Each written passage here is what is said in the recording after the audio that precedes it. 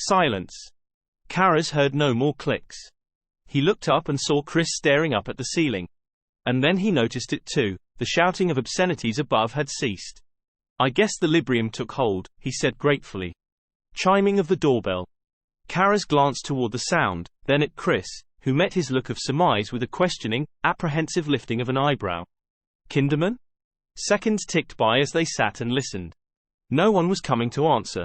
Willie was resting in her room and Sharon and Carl were still upstairs.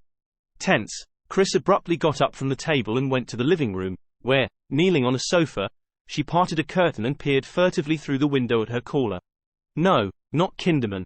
Thank God. It was a tall old man in a threadbare black raincoat and black felt hat, his head bowed patiently in the rain as at his side he was gripping a black valise. For an instant, a silvery buckle gleamed in street lamp glow as the bag shifted slightly in his grip. Who on earth is that? Another doorbell chime. Puzzled, Chris got down off the sofa and walked to the entry hall.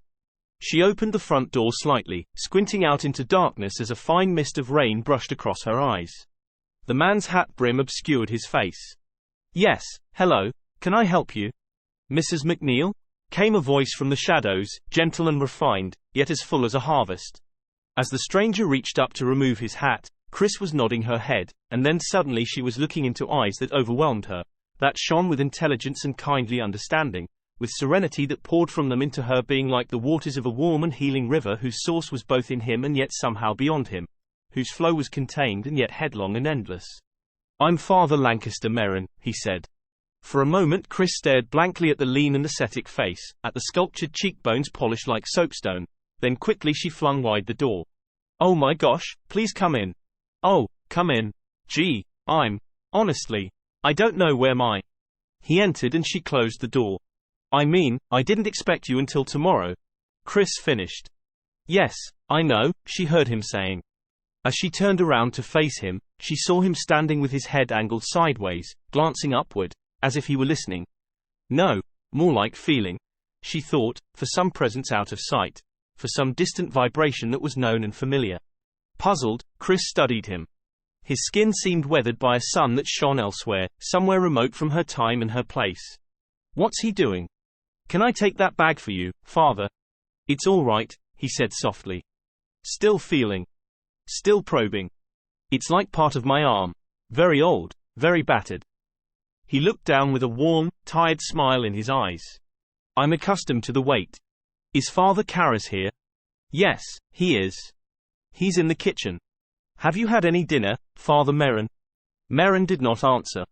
Instead, he flicked his glance upward at the sound of a door being opened. Yes, I had some on the train. Are you sure you wouldn't like something else? No answer. Then the sound of the door being closed. Merrin's warm gaze came back to Chris. No, thank you, he said. You're very kind. Still flustered, gee, all of this rain, Chris babbled. If I'd known you were coming, I could have met you at the station. It's all right. Did you have to wait long for a cab? A few minutes. I'll take that, Father. Carl. He'd descended the stairs very quickly and now slipped the bag from the priest's easy grip and took it down the hall. We've put a bed in the study for you, Father. Chris was fidgeting. It's really very comfortable and I thought you'd like the privacy. I'll show you where it is. She'd started moving, then stopped. Or would you like to say hello to Father Karras? I should like to see your daughter first. Right now, you mean, Father? Chris said doubtfully. Merrin glanced upward again with that air of distant attentiveness. Yes, now, he said. I think now. Gee, I'm sure she's asleep. I think not. Well, if... Suddenly, Chris flinched at a sound from above, at the voice of the demon. Booming and yet muffled, croaking, like an amplified premature burial, it called out, Merrin. And then the massive and shiveringly hollow jolt of a single sledgehammer blow against the bedroom wall. God Almighty! Chris breathed out as she clutched a pale hand against her chest. Stunned, she looked at Merrin. The priest hadn't moved. He was still staring upward, intense and yet serene, and in his eyes there was not even a hint of surprise. It was more, Chris thought, like recognition. Another blow shook the walls. Merrin.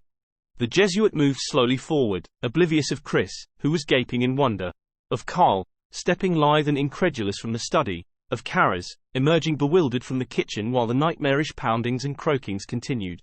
Merrin went calmly up the staircase, a slender hand like alabaster sliding upward on the banister. Karras came up beside Chris, and together they watched from below as Merrin entered Regan's bedroom and closed the door behind him. For a time there was silence. Then abruptly the demon laughed hideously and Merrin swiftly exited the room, closed the door, then moved quickly down the hall while behind him the bedroom door opened again and Sharon poked her head out, staring after him with an odd expression on her face. Merrin descended the staircase rapidly and put out his hand to the waiting Karras. Father Karras. Hello, Father. Merrin had clasped Karras's hand in both of his. He was squeezing it, searching the younger priest's face with a look of gravity and concern, while upstairs the hideous laughter turned to vicious obscenities directed at Merrin. You look terribly tired, Merrin said. Are you tired? No. Good. Do you have your raincoat here with you? No, I don't. Well, then here, take mine, said the grey-haired Jesuit, unbuttoning the rain-sprinkled coat.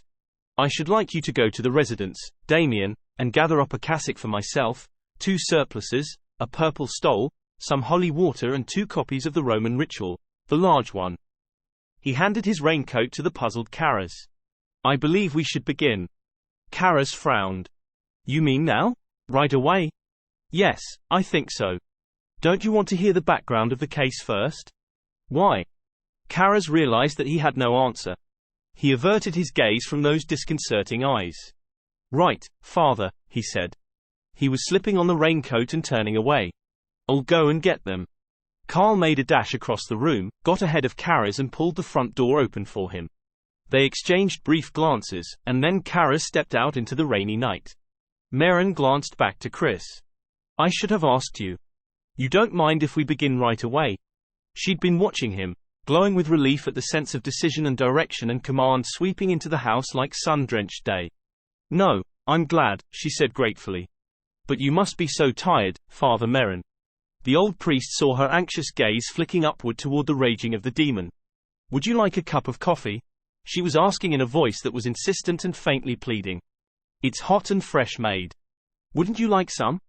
Merrin saw the hands lightly clasping and unclasping, the deep caverns of her eyes. Yes, I would, he said warmly. Thank you. Something heavy had been gently brushed aside, told to wait. If you're sure it's no trouble. Chris led him to the kitchen and soon he was leaning against the stove with a mug of black coffee in his hands. Chris picked up a liquor bottle. Want some brandy in it, Father? She asked him. Merrin bent his head and looked down into his coffee mug without expression. Well, the doctors say I shouldn't, he said, but thank God, my will is weak. Chris blinked and stared blankly, unsure of his meaning, until she saw the smile in his eyes as he lifted his head and held out his mug. Yes, thank you, I will. With a smile, Chris poured the liquor. What a lovely name you have, Merrin told her as she did so, Chris MacNeil. It's not a stage name. Trickling brandy into her coffee, Chris shook her head. No, I'm really not Sadie Glutz. Thank God for that, murmured Merrin with lowered eyes. With a gentle, warm smile, Chris sat down. And what's Lancaster, Father? So unusual. Were you named after someone? I think perhaps a cargo ship, Merrin murmured as he stared off absently. Lifting the coffee mug to his lips, he sipped, then reflected, or a bridge. Yes, I suppose it was a bridge. Turning his gaze to Chris, he looked ruefully amused. But now, Damien, he said. How I wish I had a name like that. So lovely. Where does that come from, Father? That name? It was the name of a priest who devoted his life to taking care of the lepers on the island of Molokai. He finally caught the disease himself. Merrin looking aside. Lovely name, he said again. I believe that with a first name like Damien, I might even be content with the last name Glutz. Chris chuckled. She unwound. Felt easier. And for minutes, she and Merrin spoke of homely things, little things. Finally, Sharon appeared in the kitchen, and only then did Merrin move to leave. It was as if he had been waiting for her arrival, for immediately he carried his mug to the sink, rinsed it out and placed it carefully in the dish rack. That was good. That was just what I wanted, he said. Chris got up and said, I'll take you to your room. Merrin thanked her and followed her to the door of the study, where she told him, if there's anything you need, Father, just let me know. He put his hand on her shoulder and as he squeezed it lightly and reassuringly, Chris felt a warmth and a power flowing into her, as well as a feeling of peace and an odd sense of something that felt like, what? She wondered. Safety? Yes, something like that.